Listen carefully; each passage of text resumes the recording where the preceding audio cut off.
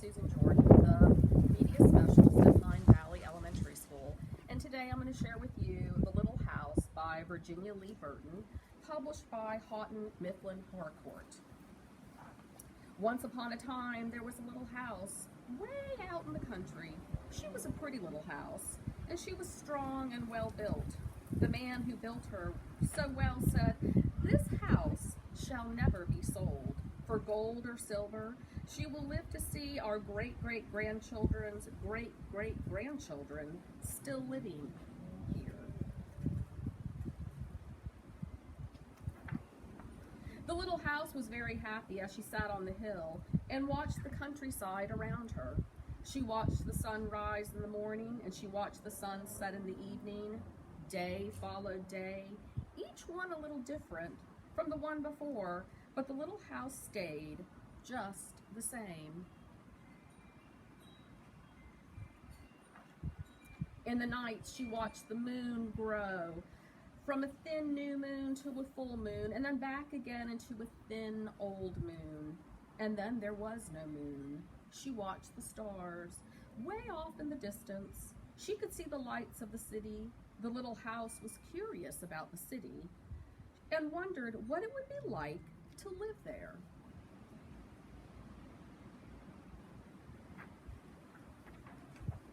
Time passed quickly for the little house as she watched the countryside slowly change with the seasons. In the spring, when the days grew longer and the sun warmer, she waited for the first robin to return from the south. She watched the grass turn green. She watched the buds on the trees swell and the apple trees burst into blossom. She watched the children playing in the brook.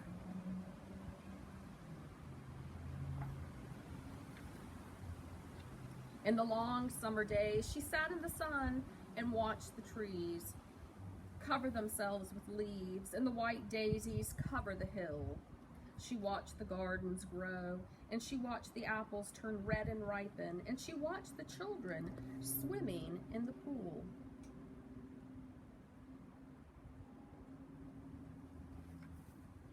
In the fall, when the days grew shorter and the nights colder, she watched the first frost turn the leaves to bright yellow and orange and red. She watched the harvest gather and the apples picked. She watched the children going back to school.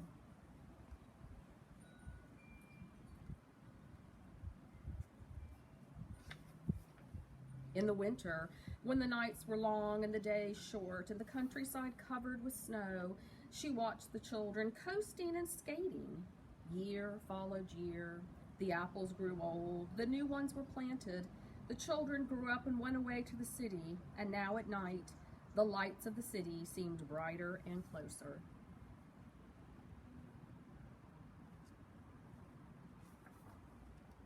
One day, the little house was surprised to see a horseless carriage coming down the winding country road. Pretty soon, there were more of them on the road and fewer carriages pulled by horses. Pretty soon along came some surveyors and surveyed a line in front of that little house. And pretty soon along came a steam shovel and dug a road through the hill covered with daisies. Then some trucks came and dumped big stones on the road. Then some trucks with little stones. Then some trucks with tar and sand. And finally a steamroller came and rolled it all smooth, and the road was done.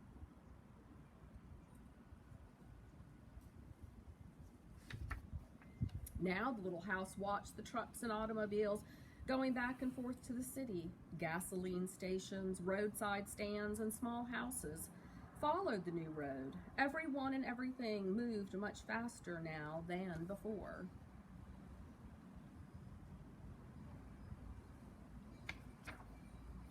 More roads were made, and the countryside was divided into lots.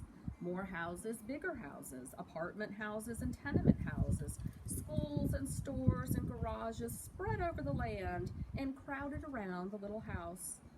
No one wanted to live in her and take care of her anymore. She couldn't be sold for gold or silver, so she just stayed there and watched.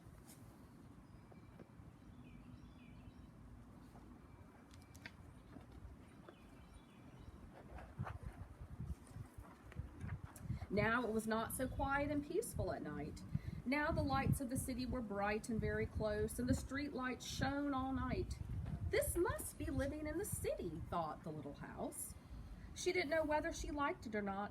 She missed the field of daisies and the apple trees dancing in the moonlight.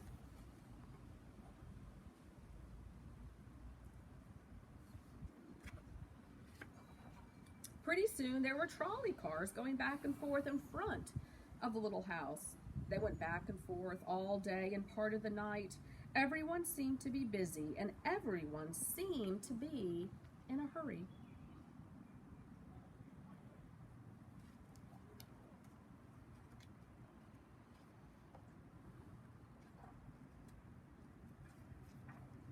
Pretty soon there was an elevated train going back and forth above the little house. The air was filled with dust and smoke, and the noise was so loud that it shook the little house. Now she couldn't even tell when spring came, or summer, or fall, or even winter. It all seemed about the same.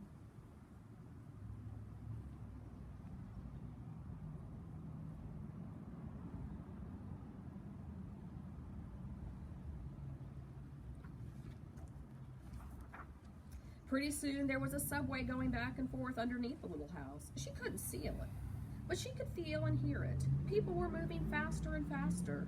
No one noticed the little house anymore. They hurried by without a glance.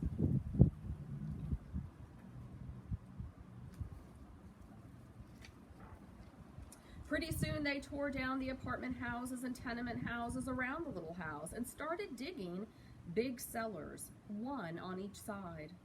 The steam shovels dug 3 stories on one side and 4 stories on the other side. Pretty soon they started building up. They built up 25 stories on one side and 35 stories on the other side.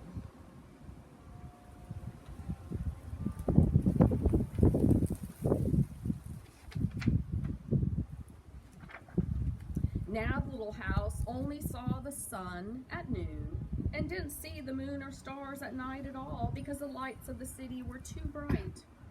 She didn't like living in the city. At night she used to dream of the country and the field of daisies and the apple trees dancing in the moonlight. The little house was very sad and lonely. Her paint was cracked and dirty. Her windows were broken and her shutters hung crookedly. She looked shabby, though she was just as good a house as ever underneath.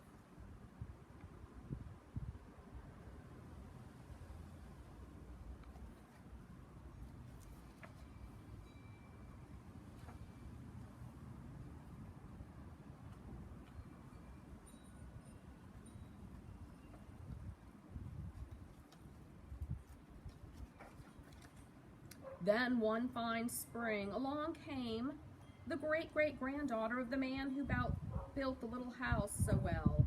She saw the shabby little house, but she didn't hurry by. There was something about the little house that made her stop and look again. And she said to her husband, "That little house looks just like the little house my grandmother used to live in when she was a little girl. Only that little house was way out in the country on a hill covered with daisies and apples growing all around it."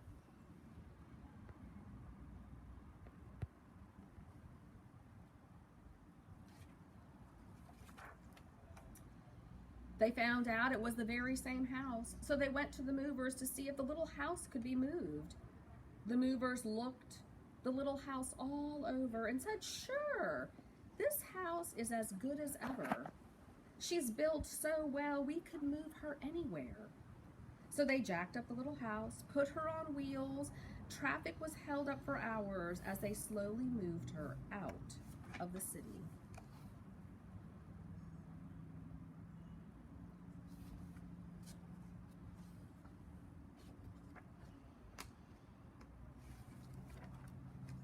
At first, the little house was frightened, but after she got used to it, she rather liked it.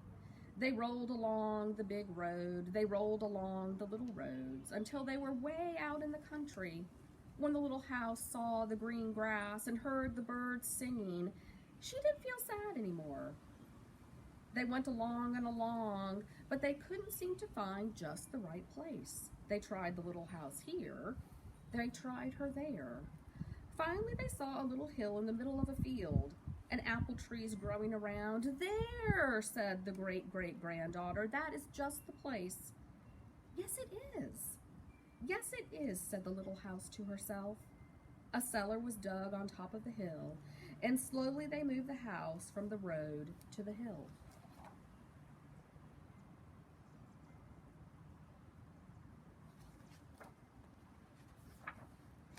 The windows and shutters were fixed, and once again they painted her a lovely shade of pink.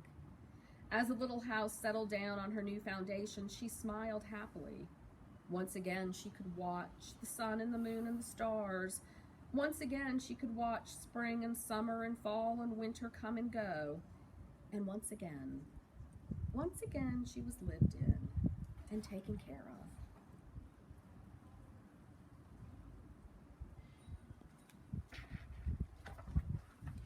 Never again would she be curious about the city. Never again would she want to live there. The stars twinkled above her. A new moon was coming up, and it was spring, and all was quiet and peaceful in the country. The end. And I hope you guys have a great day, and I can't wait to see your smiling faces soon.